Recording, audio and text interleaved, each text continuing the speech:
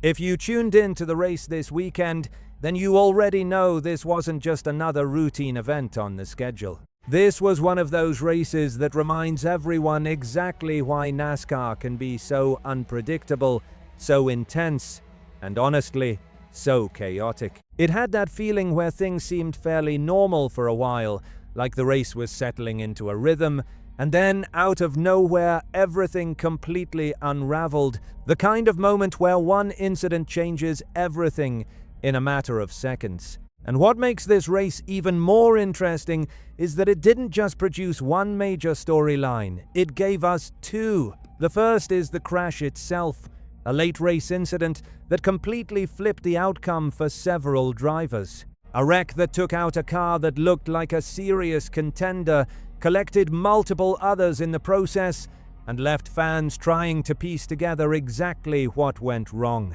But the second story might actually be even bigger, because what happened after the race brought just as much heat as what happened on the track. In the garage area following the race, emotions were running high. Drivers were frustrated, some were outright angry, and suddenly this wasn't just about a crash anymore. It turned into a debate about intent, about respect on the track, and about where the line is between aggressive racing and going too far. When drivers start calling each other out publicly in NASCAR, that's when you know the situation has escalated beyond just a racing incident. So let's break it all down step by step. What happened during the race, how that crash unfolded, and why the reaction afterward could turn this into one of the most talked about moments of the entire season. But before we get into all of that, if you're someone who watches NASCAR every week and enjoys real discussions about what's happening in the sport, go ahead and like the video and consider subscribing. This channel is still growing, and we're building a community of true racing fans with NASCAR Nation Report. Now, let's start with the moment that really changed everything. Joey Logano came into the race at Phoenix Raceway with serious momentum. Starting from the pole position in the Straight Talk Wireless, 500 already showed that Team Penske had brought a very fast car. At a track like Phoenix, starting up front is a huge advantage. If everything goes according to plan, you can control the pace, manage your tires, and put yourself in position to win. But in this case, everything did not go according to plan. Late in Stage 3, with just under 60 laps remaining, Logano's race completely fell apart.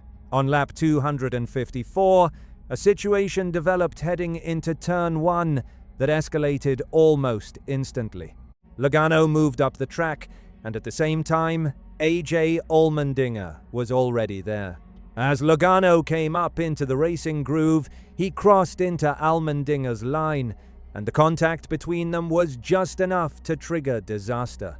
Allmendinger clipped the right rear of Logano's car, and from that moment on, the outcome was almost unavoidable. Logano's car snapped sideways, shot up the track, and suddenly the incident turned into a multi-car wreck.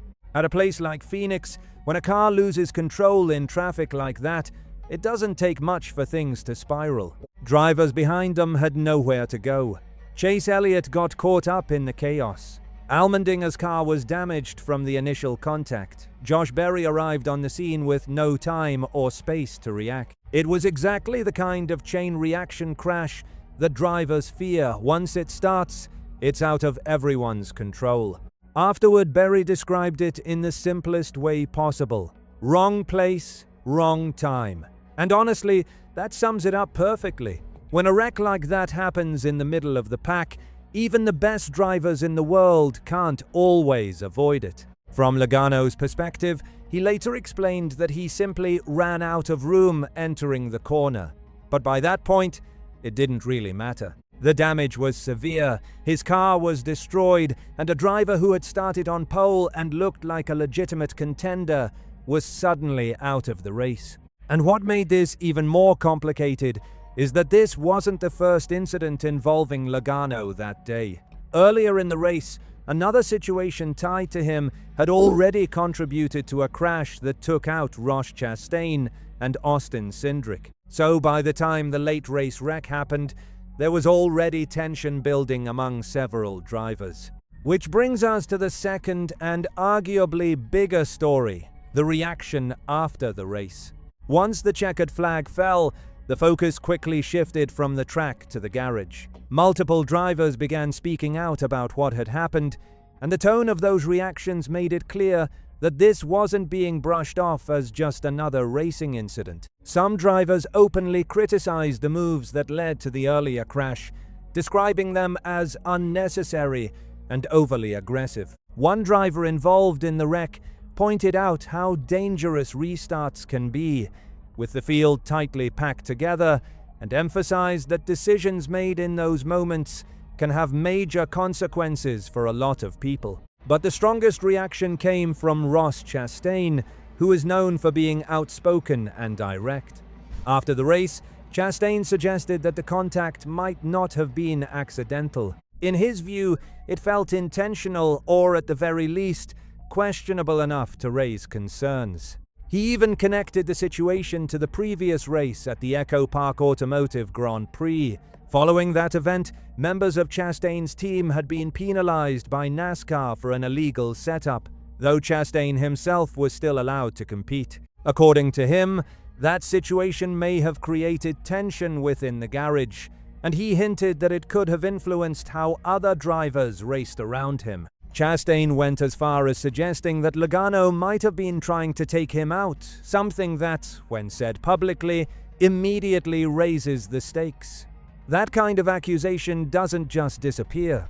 It adds fuel to rivalries and puts even more attention on future races. Other drivers involved in the incident supported the frustration, calling the move imprudent and pointing out that while aggressive racing is part of NASCAR, there's still a limit. When one decision ends up taking out multiple cars, it naturally leads to questions about whether it could have been avoided. As you'd expect, this sparked a huge debate, not just in the garage, but among fans as well. Some people see it as hard racing, the kind of intensity that defines NASCAR. Others believe it crossed the line into recklessness. Chastain also called on NASCAR officials to take a closer look at the incident and determine whether any action should be taken. As of now, there hasn't been a clear indication of whether penalties or further review will happen, but the controversy itself has already made a lasting impact. Because moments like this don't just end when the race is over. For Joey Logano, this adds another layer to a career that's already been defined by both success and intensity. With multi-Schnolby Palco's pashups and a long list of wins, he's proven himself at the highest level. But he's also built a reputation for aggressive driving, and situations like this only add to that narrative. Some fans respect that style. Others think it goes too far at times. Right now, after what happened at Phoenix, that debate is louder than ever. And the real question moving forward is simple. Does this situation cool down, or does it turn into something bigger? Because the next time these drivers line up next to each other, especially on a restart, you can be sure everyone will be watching closely. At the end of the day, this is what makes NASCAR so compelling. It's not just about speed, it's about emotion, pressure, and competition at the highest level. And sometimes, those emotions boil over. Now, I want to hear your take. Do you think this was just hard racing? Or did Joey Logano cross the line? Drop your opinion in the comments.